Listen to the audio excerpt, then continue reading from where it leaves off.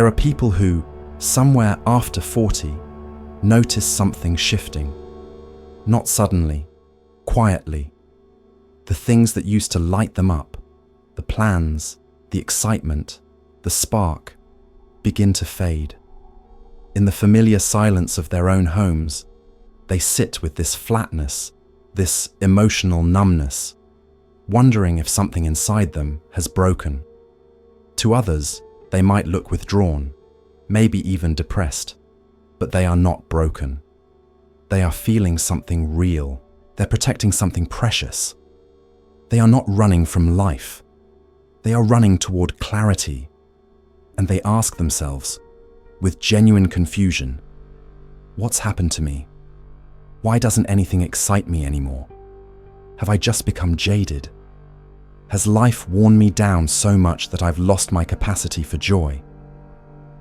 But what if I told you that this loss of joy, this apparent flatness of experience, is not necessarily a problem at all? What if this state that feels like emotional death is actually a kind of birth? What if the disappearance of joy as you knew it is simply making room for something else?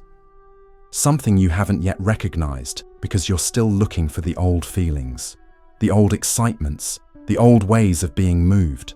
There is a real psychology behind this, and it has nothing to do with age. Let me explain what's actually happening. When people reach their 40s and beyond, something profound shifts in the architecture of their emotional lives. It's not that they've lost their capacity for joy. It's that their nervous system has become more selective, more discerning. After decades of chasing excitement, of performing enthusiasm, of saying yes to things that never truly mattered, the mind begins to shed what no longer serves. This isn't depression. This isn't burnout. This is what psychologists call emotional recalibration. It's the quiet work of a brain that has finally learned to protect its peace.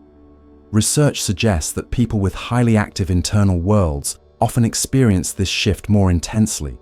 Their joy doesn't come from external stimulation. It never really did. It comes from depth, from meaning, from the quiet satisfaction of living in alignment with who they truly are. And when the noise of the world no longer matches the rhythm of their inner life, they stop pretending it does. They stop forcing themselves to feel excited about things that leave them empty. And from the outside, this looks like flatness. But from the inside, it feels like freedom. But here's the interesting part. This shift doesn't happen randomly. It happens when the gap between who you are and who you've been pretending to be becomes too wide to ignore. It wasn't always this way. I remember a time when I thought something was wrong with me too. I'd sit in rooms full of people, smiling, nodding, performing the role of someone who was present, while inside I felt nothing, not sadness, not anger, just a quiet, persistent numbness. And I'd leave those gatherings feeling more alone than I did before I arrived. I thought I was broken. I thought I'd lost something essential, but what I'd actually lost was the ability to lie to myself. My capacity for joy hadn't disappeared.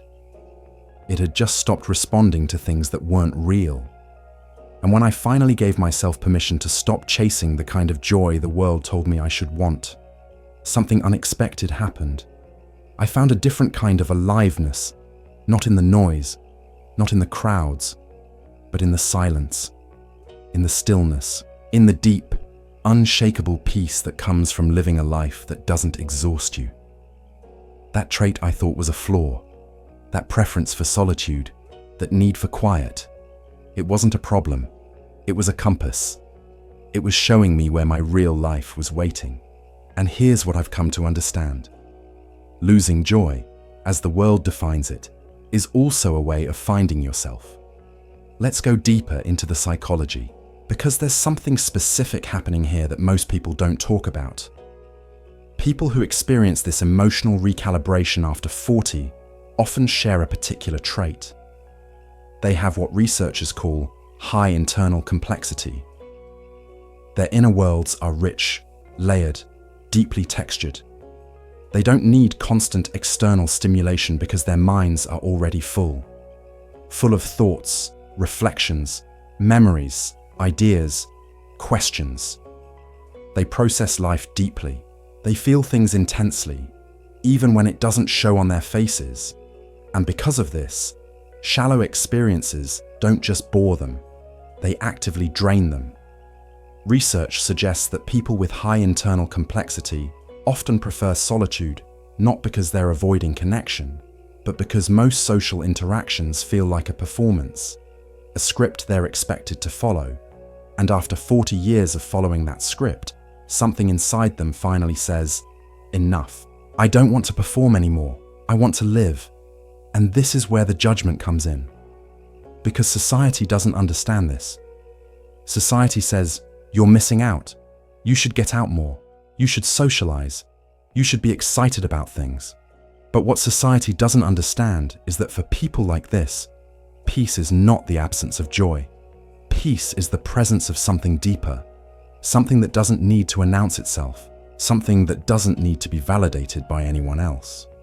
And if you look at history, you'll see that many of life's greatest thinkers, artists, and creators were exactly like this. They didn't find their meaning in crowds. They found it in solitude, in the quiet spaces where they could finally hear themselves think. Still, here's a curiosity. If this emotional recalibration is so natural, so psychologically sound, why does it feel so isolating? Why do people who experience it still carry so much guilt? The answer is simple. Because they're not just protecting their peace. They're protecting themselves from something the world doesn't want to admit exists. They're protecting themselves from the exhaustion of pretending, from the weight of other people's expectations, from the quiet violence of being misunderstood over and over again until you stop trying to explain yourself at all. Let me be specific. There are 3 reasons why people lose their capacity for surface-level joy after 40 years, and all of them are rooted in deep psychological wisdom. First, their nervous system has learned that most social interactions are not safe. Not physically unsafe, but emotionally unsafe. They've been judged, dismissed, misunderstood, or drained so many times that their body has learned to protect them by shutting down enthusiasm before it can be disappointed. This isn't cynicism. This is survival. Second, they've developed what psychologists call selective trust. They no longer believe that connection is inherently good. They've learned that shallow connection is worse than no connection at all, and so they wait. They wait for depth, for authenticity, for someone who doesn't require them to perform. And while they wait, they choose solitude, because solitude, at least, is honest. Third, and this is the one people rarely talk about, they've discovered that they genuinely prefer their own company. Not because they're antisocial, not because they're afraid, but because their inner life is richer, more interesting, more alive than anything the external world is offering them. And once you've tasted that kind of freedom, it's very hard to go back to pretending that small talk and surface-level pleasantries are fulfilling. Here's a secret they rarely say out loud. They're not lonely, they're selective. And there's a difference. If you are someone who has lost your joy after 40, if you've been sitting in the quiet of your own home wondering what's wrong with you, let me say this clearly. Nothing is wrong with you. Let me shift for a moment and speak directly to you. Because if you're still watching this, if you've made it this far, it's because something in these words is landing. Something in you recognizes itself here. And I want you to know that what you're feeling is not a problem. It's a signal that you've outgrown a version of life that was never truly yours to begin with. What if nothing is wrong? What if the flatness you feel is not the absence of joy, but the absence of pretending? What if the world needs more people like you? People who refuse to fake enthusiasm, people who protect their peace, people who understand that rest is not laziness, that silence is not emptiness, that solitude is not loneliness. I'll tell you something personal. There was a time when I believed that my preference for being alone was something I needed to fix. I thought that if I just pushed myself harder, if I just said yes to more invitations, if I just tried to be more like everyone else, eventually I'd feel what they felt. Eventually, I'd find joy in the same places they did, but it never happened. And the more I tried, the more exhausted I became. Until one day, I stopped trying. I stopped forcing myself to feel things I didn't feel. I stopped apologizing for needing silence.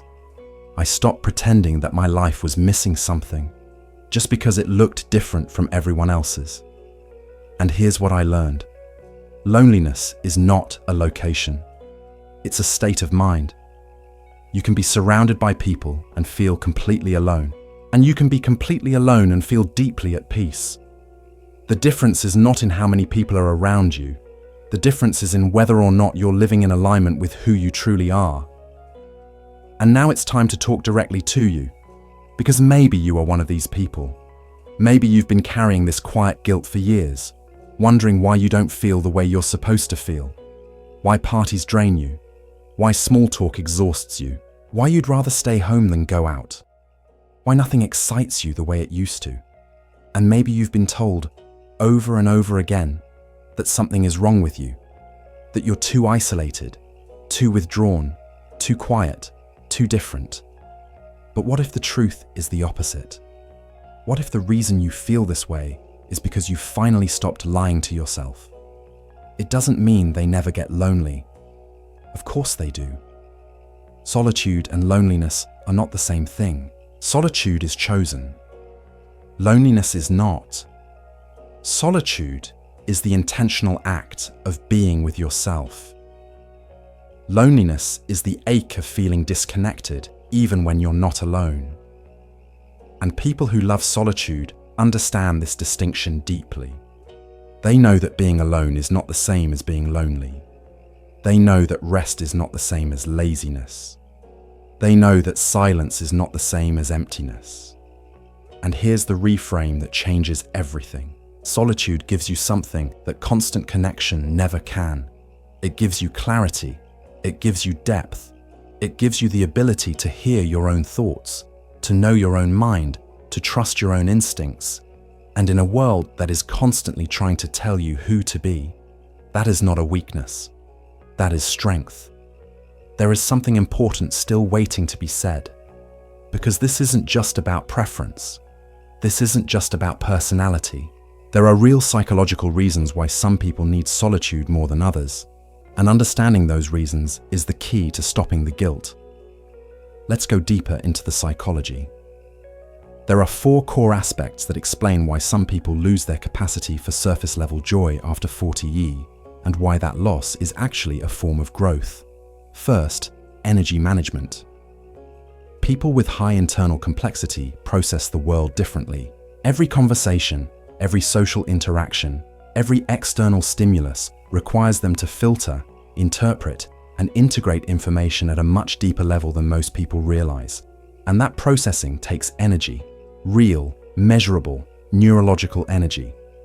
So when they choose solitude, they're not avoiding life. They're conserving the energy they need to actually live it. Second, trust and vulnerability. After 40 years of being misunderstood, dismissed, or judged for their differences, many people develop what psychologists call protective withdrawal. It's not that they don't want connection. It's that they've learned that most people don't have the capacity to meet them where they are. And so they stop offering themselves to people who can't see them. They stop explaining themselves to people who aren't listening. And they retreat into the one place where they don't have to perform. Home. Silence. Solitude. Third, complex inner life. People who lose joy after 40 often have inner worlds that are so rich, so textured, so alive, that external experiences feel flat by comparison. They don't need constant stimulation because their minds are already full of ideas, reflections, memories, questions. And when the external world can't match the depth of their internal world, they stop seeking it. They stop pretending that shallow experiences are fulfilling, and they turn inward where the real richness is. Fourth, control over environment. After decades of adapting to other people's needs, other people's expectations, other people's energy, something inside them finally says, enough. I need to control my environment. I need to decide who gets access to my time, my energy, my peace. And that's not selfishness. That's emotional wisdom. That's self-preservation. That's the quiet, powerful act of choosing yourself. And here's the paradox. Sometimes the reason they love being alone is because the world once disappointed them, because people once hurt them, because connection once cost them more than it gave. And so they learn to protect themselves. They learn to find safety in solitude. And that's not a flaw. That's survival. That's resilience. That's the quiet strength of someone who refused to break. Let me paint you a picture. Imagine someone standing at the window of their home, looking out at the world. They see people rushing, laughing, moving through life with what looks like ease. And for a moment, they wonder if they're missing something, if they should be out there too. But then they step back from the window. They sit down in the familiar silence of their own space, and they realize something. They're not missing out. They're choosing differently. They're choosing peace over performance, depth over distraction, clarity over chaos. And here's what society doesn't understand. Society glorifies busyness as if rest is failure. Society glorifies extroversion as if introversion is a problem. Society glorifies constant connection as if solitude is loneliness. But the truth is the opposite. Rest is part of growth. Stillness is part of clarity. Solitude is part of self-knowledge. And the people who understand this, who live this, are not broken. They're awake. There's a quality that people who love solitude possess that most people never develop. It's called self-companionship. The ability to be with yourself without needing distraction, without needing validation, without needing someone else to make you feel whole. And that is not loneliness, that is freedom. And now it's time to talk directly to you. You are not strange for preferring your own company. You are not broken for needing silence. You are not missing out for choosing peace over chaos. You are not cold for protecting your energy. You are not antisocial for being selective about who gets access to your life. You are not failing at life just because your life looks different from everyone else's. You are building a life that doesn't exhaust you. You are protecting something precious. You are choosing depth over distraction. You are living with intention. And that is not a problem. That is wisdom. One day, you will meet someone who doesn't drain you. Someone who sees you without needing you to explain yourself. Someone who understands that your silence is not emptiness, that your solitude is not loneliness, that your peace is not isolation. And when that happens, you won't have to perform. You won't have to pretend. You'll just be. And it will feel like coming home. Not because you've changed, but because you've finally found someone who doesn't need you to. Until then, you have yourself. And that is enough. That is more than enough. That is everything. If you want to understand this even deeper, why some connections drain you while others don't, why your peace is worth protecting, and how to know when solitude is serving you or isolating you, there's more waiting for you here. Another conversation, another layer of understanding. It's here whenever you're ready. This is Alone Together. A quiet corner of the internet for people who choose solitude over half-hearted connections. If you're here, you're not broken. You're just built differently. And you're not alone in being alone.